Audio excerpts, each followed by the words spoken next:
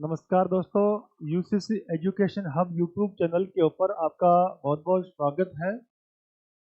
अपनी जो यहाँ एनसीईआरटी बुक्स की जो श्रृंखला चल रही थी, इसमें कक्षा 7 सामाजिक विज्ञान, जो सामाजिक एवं राजनीतिक जीवन पार्ट 2 पढ़ रहे हैं, उसकी आज ये अंतिम क्लास रहेगी कक्षा 7 की।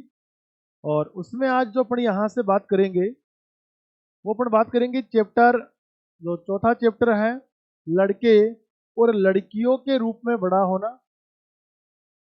पांचवा यहाँ से चैप्टर है, औरतों ने बदली दुनिया। और छठवा जो यहाँ का चैप्टर है, वो संचार माध्यम को समझना। तो आज जो दोस्तों अपन बात करेंगे यहाँ, इन तीन चैप्टर की बात करेंगे। और इतना ज़्यादा मैटर भी नहीं है इसमें। और जो वन लाइनर यहाँ से आपके क्वेश्चंस बनते हैं, वो देखो अपन बात करें यहाँ, तो सबसे पहले अपन यहाँ चौथा जो चैप्टर है, इस चौथे चैप्टर में बात करते हैं लड़के और लड़कियों के रूप में बड़ा होना।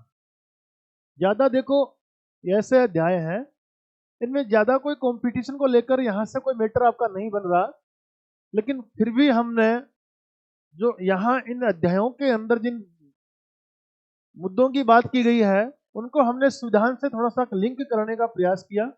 और इनमें देखो, सबसे पहले यहाँ जो बताया है, एक तो ये सामोआ द्वीप की बात हुई है। यहाँ से सामोआ द्वीप, तो कई बार तो इतना भी क्वेश्चन आ जाता है कि सामोआ जो द्वीप है वो कौन से महासागर, तो प्रशांत महासागर के दक्षिण में छोटे छोटे द्वीपों का जो एक समूह है, जो प्रशांत महासागर है, इस प्रशांत महासागर के दक्षिण में स्थित छोटे छोटे द्वीपों के समूह का जो एक भाग है, उसी भाग को कहा गया है सामोआ द्वीप। और यहाँ सामोआ द्वीप के आसपास की जो यहाँ देखो बातें हुई, वो वहाँ स्त्री और पुरुषों में जो समाज में जो भिन्नताएं होती है, कार्य के आधार पर समाज में स्त्री और पुरुषों के अंदर जो भेदभाव किया जाता है, इसी के ऊपर ये आधारित है चैप्टर। जिसमें कहा कि स्त्री व पुरुष होने के आधार पर भेदभाव नहीं, परंतु यहाँ लिंग भेद किया जाता था। कि मतलब यहाँ लिंग भेद की बात थी यहाँ। तो अगर इन मुद्दों को देखो, संविधान से अपन बात करें ना, तो संविधान का एक तो आपका अनुच्छेद 15 निकलता है, जिसमें लिखा हुआ है सामाजिक समानता। देखो, संविधान से अगर आप इन चीजों को जोड़ रहे हो, तो आपका एक तो यहाँ अनुच्छेद है 15। और अनुच्छेद 15 के अंदर जो बात है, वो है आपकी सामाजिक समानता। यहाँ सामाजिक समानता की बात की गई है, सामाजिक समानता की बात हुई है। और सामाजिक समानता के अंदर क्या बताया, इसमें कहा है कि समाज के अंदर किसी भी व्यक्ति के साथ जाति, धर्म, उसका जन्म स्थान और लिंग, इनके आधार पर किसी भी रूप में उनमें भेदभाव नहीं किया जाएगा। ऐसा अनुच्छेद 15 में आपको कहा गया है कि किसी भी बिंदु के आधार पर, चाहे वो किसी जाति का व्यक्ति हो, चाहे वो किसी भी धर्म का हो, उनका जन्म स्थान कुछ भी हो, और चाहे वो महिला हो चाहे पुरुष हो, उनको उनको इनके आधार पर किसी प्रकार से समाज में भेदभाव नहीं किया जाएगा। ये तो अनुच्छेद 15 के अंदर की गई है बात। अनुच्छेद जो 39 का यहाँ हमने लिखा है समाजवाद। अनुच्छेद 39 में देखो, समाजवाद के अंदर यहाँ दो चार पॉइंट बताए गए हैं। उनमें कुछ पॉइंट आपके यहाँ महिला और पुरुषों के भी हैं। जैसे यहाँ महिला और पुरुषों के यहाँ कामकाज के बारे में बातें थी, तो भारतीय संविधान 39 ये कहता है कि संविधान के अकॉर्डिंग स्त्री और पुरुषों को समान कार्य के लिए समान वेतन मिलना चाहिए। अगर वो एक समान कार्य कर रहे हैं, चाहे महिला हो चाहे पुरुष हो, तो उनको मिलने वाला जो पारिश्रमिक है, वो मिलने वाला पारिश्रमिक भी उनको क्या होना चाहिए, एक समान होना चाहिए। तो यहाँ से आपका जो अनुच्छेद 39 है, जो समाजवाद को यहाँ दर्शाता है, समाजवाद को जो दर्शाता है, और संविधान की प्रस्तावना के अंदर भी आपको मालूम है समाजवाद का उल्लेख किया गया है। और यहाँ जो समाजवाद है, ये समाजवाद यही दर्शाता है कि समाज के अंदर महिला व पुरुषों को, अगर महिला और पुरुष दोनों समान कार्य कर रहे हैं, दोनों समान कार्य कर रहे हैं, तो उनको मिलने वाला वेतन भी क्या होना चाहिए? सम्मान वेतन मिलना चाहिए। पारिश्रमिक भी उनको क्या मिलना चाहिए? सम्मान मिलना चाहिए। सरकार के द्वारा भी महिला और पुरुषों के आजीविका के भी उनको साधन एक समान अवेलेबल करवाए। तो मतलब यहाँ लिंग के आधार पर कोई भिन्नता नहीं होनी चाहिए। ये अपने दो अनुच्छेद देखे 15 और 39, इसकी यहाँ बात हुई है। इनके अलावा देखो यहाँ से कोई और विशेष बात नहीं है इस अध्याय में। अगला फिर आपका जो अध्याय है 5वां, उसमें औरतों ने बदली दुनिया की जो महिलाएं हैं, औरतें हैं, वो किस प्रकार से आगे बढ़ी है समाज में। तो यहाँ से इसके बारे में देखो ये बताया है। एक तो यहाँ से बताया कि 61वें नेशनल सैंपल सर्वे 2004 में हुआ। जो 61वां नेशनल एक सैंपल सर्वे 2004 में हुआ, उससे 2004-5 में जो हुआ था उसके अनुसार कितना प्रतिशत महिलाएं भारत में खेती में कार्य करती थी। तो यहाँ इस सर्वे में ये कहा गया 2004-5 के सर्वे के अनुसार कि लगभग भारत में 84% ऐसी महिलाएं हैं जो खेती के कार्य से जुड़ी हुई है, जो खेती के कार्य से जुड़ी हुई है। और देखो फिर यहाँ से अगला क्वेश्चन है कि उत्तरी रेलवे की पहली महिला इंजन चालक लक्ष्मी लकारा जो झारखंड की है, मतलब यहाँ जो 83% जो महिलाएं खेती से जुड़ी हुई थी, वो आगे किस प्रकार से आगे परिवर्तन करती है अपने आप में। तो वही कहा गया कि उत्तरी भारतीय जो रेलवे है, इस रेलवे के अंदर जो पहली महिला इंजन चालक रही है, वो पहली महिला इंजन चालक कौन रही है? लक्ष्मी लकारा, जो कि कहां से है? झारखंड से है। फिर यहाँ इसमें जो अगला क्वेश्चन जो बनता है अपना, वो ये बताया गया है कि भारतीय महिला द्वारा लिखित पहली आत्मकथा, जो भारतीय महिला, ऐसी भारतीय महिला जिन्होंने सबसे पहले अपनी आत्मकथा लिखी है, तो वो यहाँ से कौन है? अमार जीबॉन। अमार जीबॉन नाम से ये आत्मकथा लिखी गई है, और लिखने वाली जो है वो है पश्चिम बंगाल की रास सुंदरी देवी। जो पश्चिमी बंगाल की रास सुंदरी देवी है, इस रास सुंदरी देवी के द्वारा पहली बार आत्मकथा लिखी गई थी अपनी अमार जीबॉन, जो कि महिला द्वारा, भारत में महिला द्वारा लिखी गई है, पहली आत्मकथा मानी गई है। फिर 1961 की जनगणना के अनुसार यह बताया गया है कि पुरुषों की साक्षरता कितनी? 40%। यहाँ 61 की जनगणना में पुरुषों की साक्षरता 40% दर्शाई गई थी। ठीक है भाई, यहाँ पुरुषों की जो साक्षरता है वो 40% थी, ये यहाँ बताया गया। इनमें और देखो इतनी अधिक बातें नहीं है इन अध्यायों में। फिर अपना जो एक अगला अध्याय है,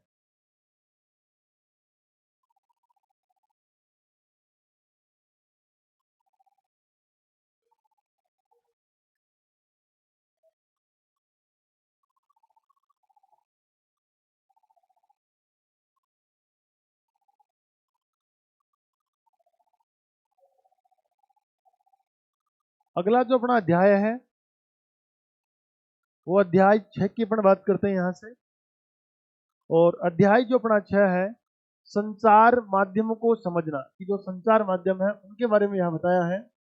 और संचार माध्यम में देखो यहाँ जो बात हुई है वो मीडिया के बारे में हुई है। मीडिया, और कहा कि जो मीडिया है ना, वो मीडियम का प्लूरल शब्द है। जो मीडियम होता है, इस मीडियम का बहुवचन रूप है मीडिया, और इस मीडियम का मतलब होता है माध्यम। इस मीडियम का मतलब क्या है? माध्यम है। भाई किसी भी माध्यम से अगर आपको किसी प्रकार की भी कोई न्यूज वगैरह मिल रही है, तो जिस पत्रिका के माध्यम से मिली है, टीवी के माध्यम से, रेडियो के माध्यम से आपको मिली है, तो वो अपना एक माध्यम हो गया। वो क्या हो गया? अपना माध्यम हो गया। तो यहाँ से देखो माध्यम कौन से बताए गए? बोला रेडियो है, टीवी है, अखबार है, इंटरनेट है। अखबार है, इंटरनेट। वैसे आपका मीडिया जो है, इस मीडिया को बात करें ना, तो भारतीय संविधान में सरकार का चतुर्थ अंग माना जाता है मीडिया। जो सरकार है, इस सरकार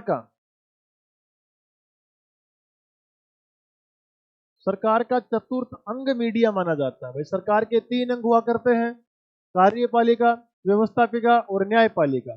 तो वैसे ही सरकार का जो चतुर्थ अंग है, तो चतुर्थ अंग या चतुर्थ स्तंभ आपका क्या मानते हैं? मीडिया मानते हैं। और भारतीय संविधान के अंदर अगर अनुच्छेद 19 की बात करें, इस अनुच्छेद 19(1) के अंदर क्या बताया गया है? 19(1) के अंदर यहाँ जो 6 प्रकार की स्वतंत्रता है और 1 के अंदर जो पहली ही स्वतंत्रता है उसमें प्रेस की स्वतंत्रता बताई गई है, प्रेस की स्वतंत्रता।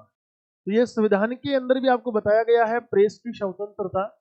और ये प्रेस की स्वतंत्रता मतलब रेडियो, टीवी, अखबार, इंटरनेट, इन सबको आप मीडिया जो बोलते हो, इसी को आप क्या बोलते हो?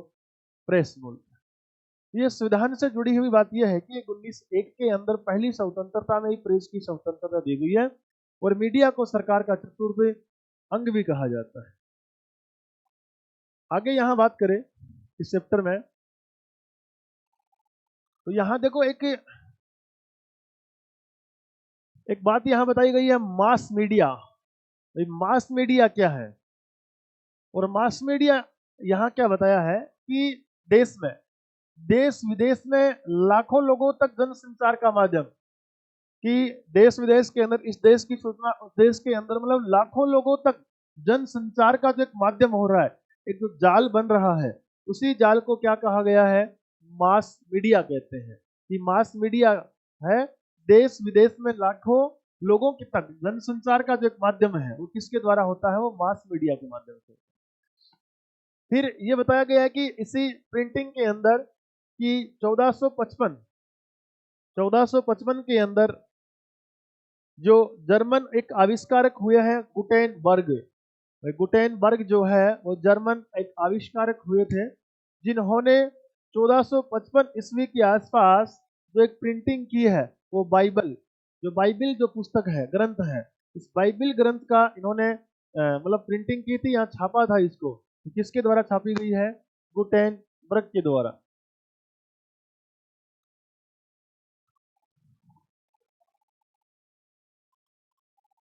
फिर इसमें देखो यहाँ और बात करें तो एक दो क्वेश्चंस और बन रहे हैं कि इलेक्ट्रॉनिक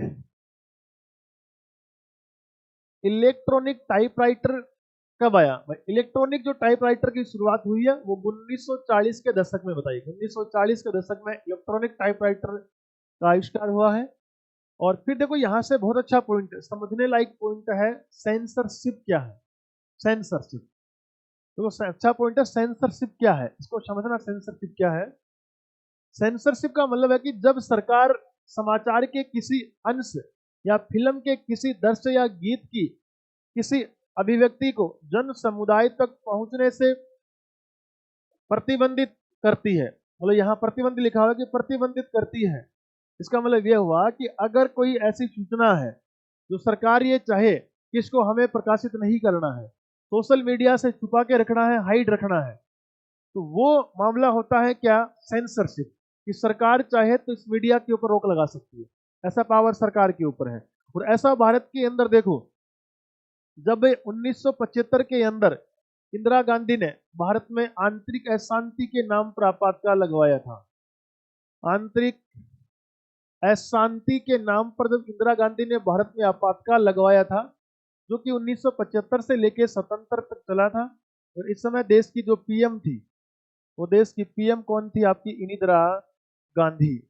इंदिरा गांधी देश की प्रधानमंत्री थी। और इस समय देश के जो राष्ट्रपति थे,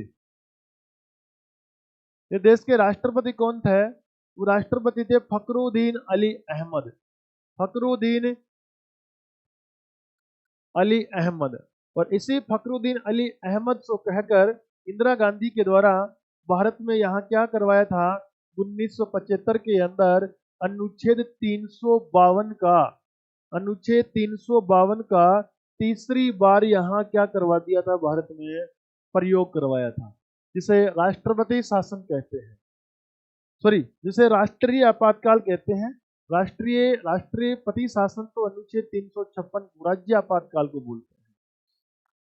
तो यहाँ जब ये जो टाइम था 375 से 77 का, आंतरिक अशांति के समय का, तो इस समय देखो आपातकाल के समय सरकार ने ऐसा किया था, मतलब ये जो न्यूज वगैरह है उनको बंद, मीडिया को बंद करवा दिया था, रोक लगा दी थी मीडिया के ऊपर। वही सेंसरशिप वही कहलाता है। क्योंकि यहाँ इंदिरा का बात करें तो इससे पहले 1971 के अंदर पहले से ही आपातकाल लगा हुआ था देश में, जब देश के राष्ट्रपति वीवी गिरी थे। प्रधानमंत्री तो इंदिरा गांधी ही थी, और उस समय भारत और पाकिस्तान युद्ध को लेकर आपातकाल लगाया गया, जो ऑलरेडी 1977 तक रहा था। और इस समय तो देश में आपातकाल के ऊपर आपातकाल लगाया गया। तो ये आपके देखो छोटे से चैप्टर थे यहाँ से, और इन चैप्टर के अंदर इतनी ज्यादा बातें है नहीं। अगली जो अपनी क्लास होगी वो कक्षा 8 की क्लास जो है, सामाजिक विज्ञान क्लास 8, उसका सामाजिक एवं राजनीतिक जीवन पाठ जो 3rd है वो लेकर आएंगे, और उसके पहले चैप्टर की अपन बात करेंगे।